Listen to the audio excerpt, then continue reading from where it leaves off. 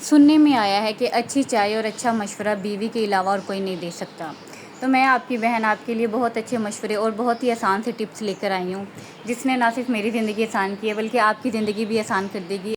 तो वीडियो को लंबा किए बगैर आपसे आगाज़ करते हैं व्लॉग का। अस्सलाम वालेकुम जी, कैसे हैं आप सब लोग? उम्मीद करती होंगी खैरियत से होंगे। अल्हम्दुलिल्लाह मैं भी बिल्कुल ठीक ठाक हूँ और अल्लाह ताला से दुआ करती हूँ कि आप लोग जहाँ रहें खुश आबाद रहें। अल्लाह ताला आप सब लोगों को अपने हिफ्ज़ व ईमान में रखें, आमीन।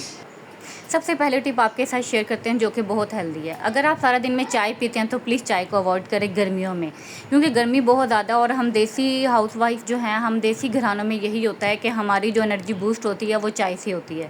मतलब हमने काम करने से पहले भी चाय पीनी है और काम करने के बाद भी चाय पीनी है। तो मैं आपसे ये बात करूँगी कि गर्मियों में आप चाय को अवॉइड करके ना दूध पे आ जाएँ।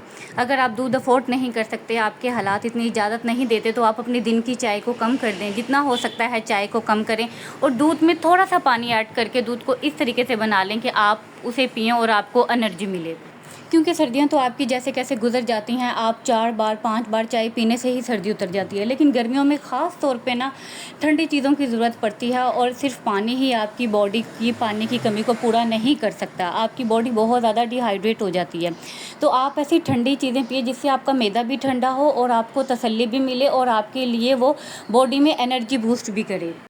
अक्सर लोगों को मलाई नहीं पसंद होती तो वो नहीं पीते, और अक्सर लोग ये भी कहते हैं कि रात को पीने से दूध फैट कर देता है। तो आप बिल्कुल मलाई हटा के पिएंगे तो आपको जो है ना वो बिल्कुल भी फैट नहीं करेगा। आपने देखा होगा कि मैंने अपने दूध में स्पेशली मलाई ऐड की है, क्योंकि मुझे फ़ैट वगैरह का बिल्कुल नहीं है और गर्मियों में फ़ैट होता भी नहीं है। सर्दियों में वेट गेन होता है और फ़ैट जो है ना वो इंक्रीज़ होता है, लेकिन गर्मियों में आपका फ़ैट रिड्यूस होता है। आप चाहे जितना मर्ज़ी खा ले, जितना मर्ज़ी कर लेगी। रीज़न ये होती है कि हम बहुत ज़्यादा पानी पी रहे होते हैं। पानी का गर्मियों में जितना फ़ायदा है सर्दियों में भी उतना फ़ायदा है, लेकिन हम सर्दियों में पानी कम कर देते हैं। तो इसीलिए आप इस तरह की एनर्जी ड्रिंक की तरफ आएँ। और अगर आप अफोर्ड नहीं करते, जिस तरीके से मैंने आपको बताया है कि आप दूध में थोड़ा सा पानी ऐड करें और सारे घर वाले जो है ना लस्सी बना के, दूध का मिल्क शेक बना के या इस तरह के डिफरेंट जो है ना जूसेस बना के आप पिएँ, जो आपकी बॉडी में ना ताकत भी देगा, एनर्जी भी देगा और आपका मैदा भी ठंडा रहेगा। क्योंकि चाय गर्मियों में बहुत ज़्यादा ना नुकसानदेह होती है और मैं तो विद फैट ही पीती हूँ मलाई ऐड करके, क्योंकि मुझे पता है कि गर्मियों में ज़्यादा ताकत की ज़रूरत होती है। सर्दियों में तो इंसान बिस्तर में बैठा रहता है, लेकिन गर्मियों में जो है ना इंसान थोड़ा सा काम करता है, उसे सांस चढ़ जाता है, सांस फूल जाता है, पसीने से इंसान की बॉडी बिल्कुल नढाल होती है। तो आपको बहुत ज़्यादा ताकत की ज़रूरत होती है, तो खाया पिया बिल्कुल भी नहीं जाता। तो इसलिए कोशिश करें ऐसी चीज़ें खाएँ जिससे जो है ना आपको एनर्जी मिले। साथ साथ अपनी रूटीन भी शेयर कर रही हूँ। यहाँ पे मैंने बर्तन धो लिए हैं और मैं अपनी बेटी का जो है ना फीडर धो रही हूँ। गर्मियों में जितना हो सकता है ना आप अपनी बच्चियों के फीडर हर 1 घंटे बाद धोएं, हर 1 घंटे बाद धोएं। अगर वो दूध पी रही हैं या दूध के अलावा कोई जूसेस पी रही हैं फिर भी, और कोशिश करें उनके फीडर के जो स्पंचेज़ हैं वो सेपरेट रखें। मैंने अपनी बेटी का छोटा सा सेपरेट रखा हुआ है और मैंने जो है 2 फीडर रखे हुए हैं जो मैं दिन में कोई 4 से 5 बार धोती रहती हूँ। नेक्स्ट टिप पे आते हैं। अक्सर लोगों ने घर पे ये जो है ना किचन का छोटा सा टॉवल रखा होता है जो ऑयल बहुत ज़्यादा ऑयली हो जाता है, तो आप इसको भी वॉश करती रहा करें, साथ साथ क्लीनर से, डिश वॉशर से, जिससे भी आपका दिल करे। मेरे पास सर्फ का एक पैकेट रखा हुआ होता है किचन में सेपरेट, तो मैं उससे धोती रहती हूँ। पाकिस्तानी किचन में ना ऑयल का काम बहुत होता है, तो साथ के साथ अगर आप साफ़ करते रहे ना तो इससे जो है ना आपका किचन क्लीन रहता है और गर्मियों में खास तौर पर चिपकलियाँ, कीड़े मकोड़े वगैरह नहीं आते। तो उसको क्लीन करने के लिए आपका जो टॉवल है, कपड़ा है, इसको भी साफ़ करना बहुत ज़रूरी होता है। अगर आपका ये वॉश नहीं है या इसमें ऑयल है या किसी खाने पीने की स्मेल है तो फिर भी आपका वो क्लीन करने का कोई फ़ायदा नहीं है। वो खुशबू वगैरह से जो है ना वो चीज़ें आ जाती हैं। और आपने देखा होगा कि मेरे पास यहाँ पे टॉवल नहीं है। सबके पास टॉवल होता है मोस्टली लोगों के पास, लेकिन मैंने स्पेसिफिक एक कपड़ा खुद घर से बनाया हुआ है, क्योंकि हमारे लॉन के, विंटर के, समर के कपड़े घर में ऐसे होते हैं जो फ्री होते हैं, जो यूथ में नहीं आते, छोटे हो जाते हैं या फट जाते हैं, तो मैं उन्हीं में से कट कर लेती हूँ जो ईजी रहता है किचन की क्लीनिंग के लिए। डिफरेंट कपड़े, हर तरह के कपड़े आपके पास घर पे मौजूद होते हैं।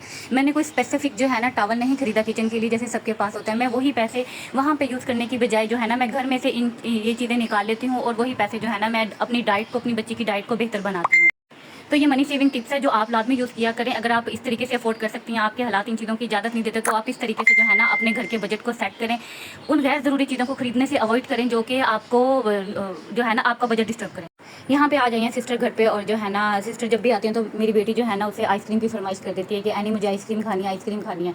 तो फिर मैं मना करती हूँ बहुत, लेकिन वो कहती है नहीं, मेरी डॉल ने मेरे आगे फरमाइश की है तो मैं तो लाजमी खिलाऊंगी। मम्मा को छोड़ के चली जाऊँगी लेकिन अपनी प्रिंसेस को ना आइसक्रीम लाजमी खिलाऊंगी।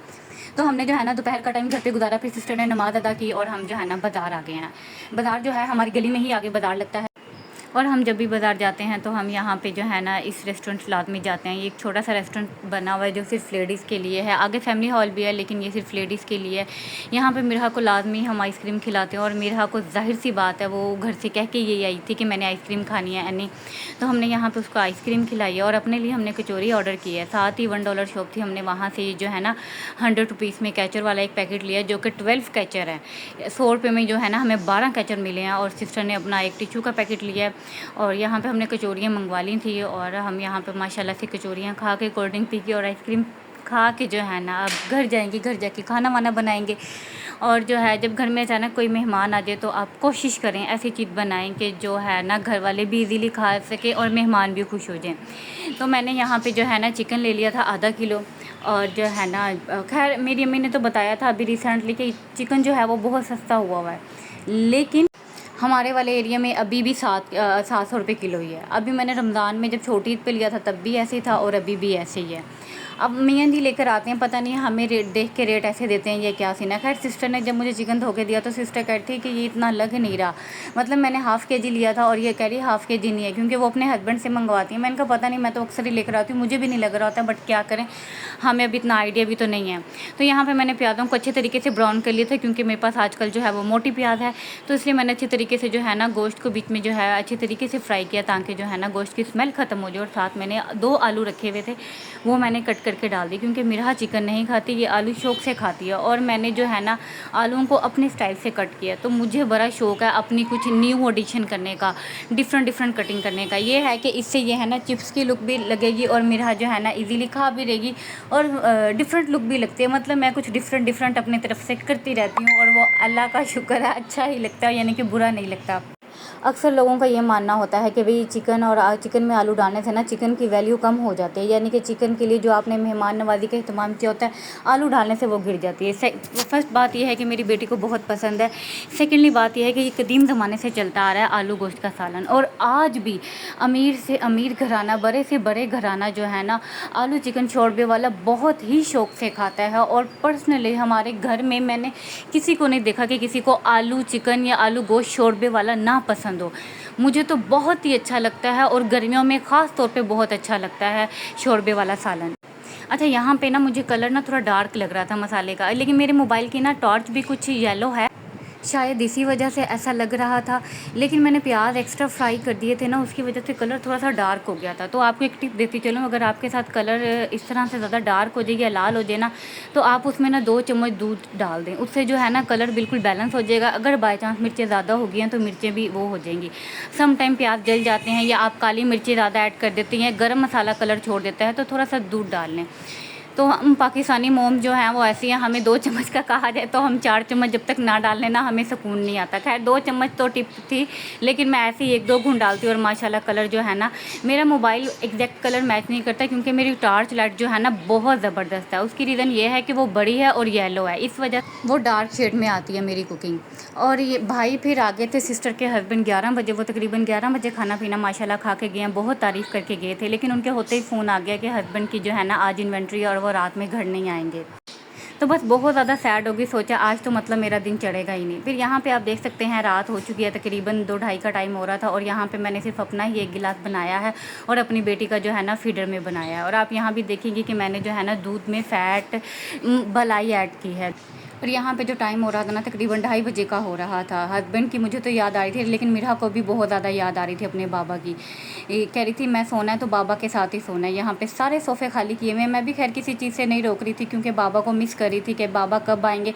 गलती से मेरे मुँह से निकल गया कि बाबा सुबह आएंगे, तो मैं उसे बार बार यही कह रही थी आने वाले हैं आने वाले हैं, तो मेरे मुँह से निकल गया कि वो ना सुबह आएंगे। तो रोती रोती जो है ना फाइनली यहाँ पे 3:45 पे सोई है। अभी 5 मिनट हुए हैं उसे सोई भी को, बाहर अंधेरा है।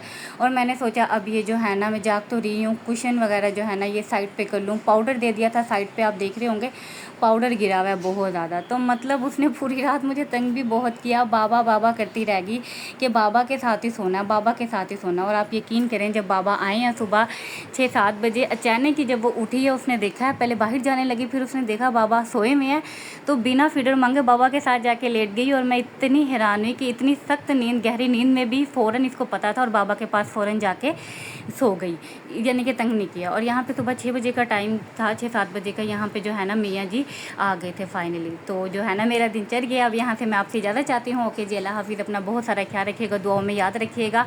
जाने से पहले चैनल को सब्सक्राइब और वीडियो को लाइक करते जाइएगा। ओके जी, अल्लाह हाफिज़।